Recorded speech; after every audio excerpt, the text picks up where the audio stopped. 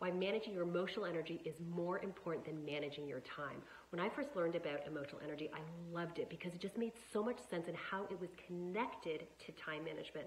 And by the way, this concept, this principle, you can apply to every age group. This is the same thing I teach my preteen clients, my teen clients, as well as CEOs and professionals. Okay, so here we go. Number one, realizing that some jobs are more energizing and some are more draining. So just start to understand that concept. So let's say you have to do accounting for part of your job.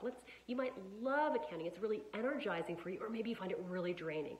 Well, there's certain times of the day it's going to be better for you to do that job. Okay, so start understanding that certain jobs are more energizing or draining. Okay, tip two, understand that while we all have 24 hours in a day, there are certain tasks we should do at certain times. There's a more efficient way for us to do certain jobs. For most people, the best time of the day is in the morning. For them, their brain is the most alert. They can get the most done in the least amount of time. So start realizing, although we all have 24 hours, we need to start really understanding what time of the day is best for me to do certain tasks.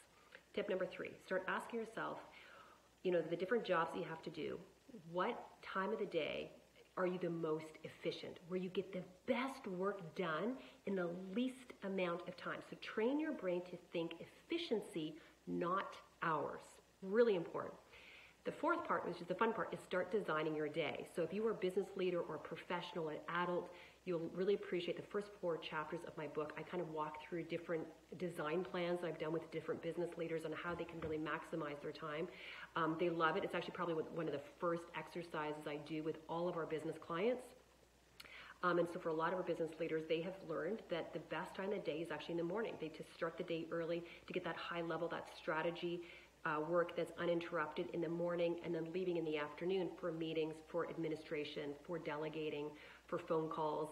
And that's a really that's a really well-designed plan to help them really drive that productivity and that lowered stress. I did the exact same thing with our teen clients.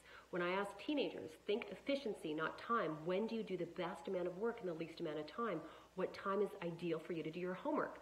It's amazing. Most parents think, they think it's like in the midnight, it's late at night. Not usually. Most of the teens I ask, when I get them to think efficiency, most of them will say, if I think efficiency, the best time for me to do homework is right after school. So after coming home from school, getting a snack, and then actually diving in. Their brain is going to be the most alert.